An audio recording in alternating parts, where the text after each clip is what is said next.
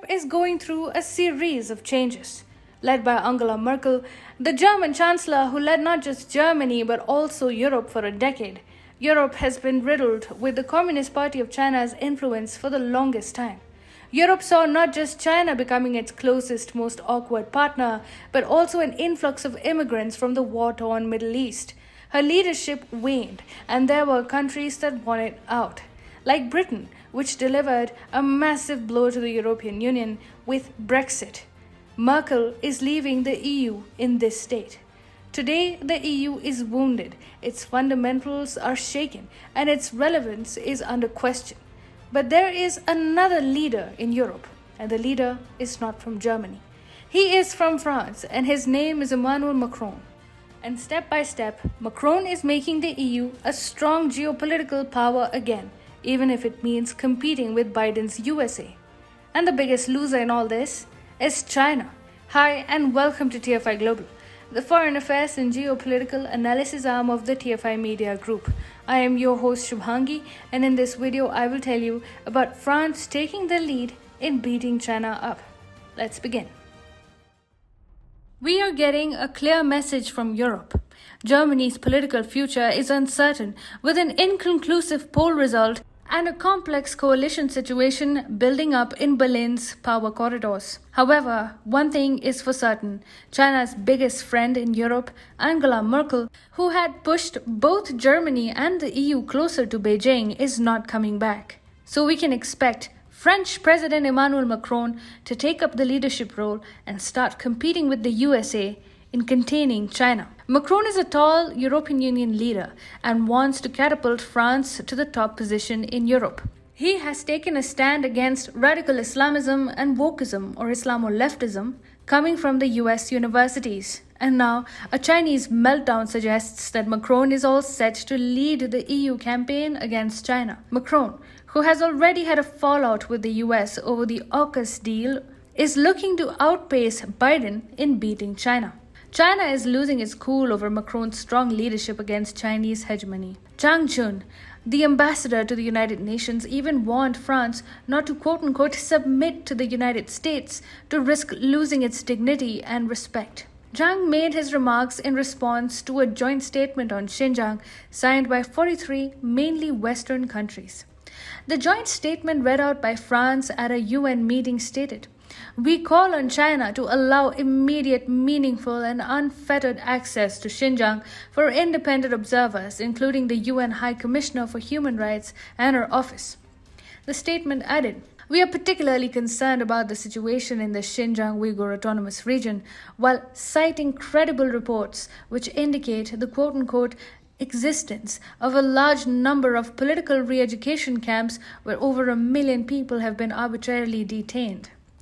The joint statement read out by France specifically mentioned cruel and inhuman torture, degrading treatment, forced sterilization, sexual violence, and forced separation of children against the Uyghur Muslims and other minority communities in China's far western Xinjiang province. In response, Zhang said, "To France and other followers of the US, what you are doing is submitting your independence and autonomy and serving as the henchmen of the US, as if you can gain superiority by acting at the beck and call of the superpower. But the truth is, you are giving up your own dignity and will win no respect from others." China seems to be nervous about how French President Emmanuel Macron has been acting against Beijing's intimidation tactics for quite some time now. Macron is not as blunt as former US President Donald Trump in criticizing and attacking China, but he does go against Chinese interests every now and then. Macron has been resisting predatory Chinese investments and involvement in Lebanon for the past 1 year. In fact, France has pushed for the downfall of Hezbollah, which was allowing China to get involved in the Middle East nation. Macron has also successfully resisted Chinese attempts to encourage anti-French sentiment in the French overseas territory of New Caledonia. Macron, as an emerging EU de facto leader, enjoys considerable leverage over China. After all, EU is one of China's biggest trading partners, and Macron can use this leverage to blackmail and hurt China. In fact, Macron has already used this influence to raise issues like human rights violations in Xinjiang and issue of Taiwan's independent status.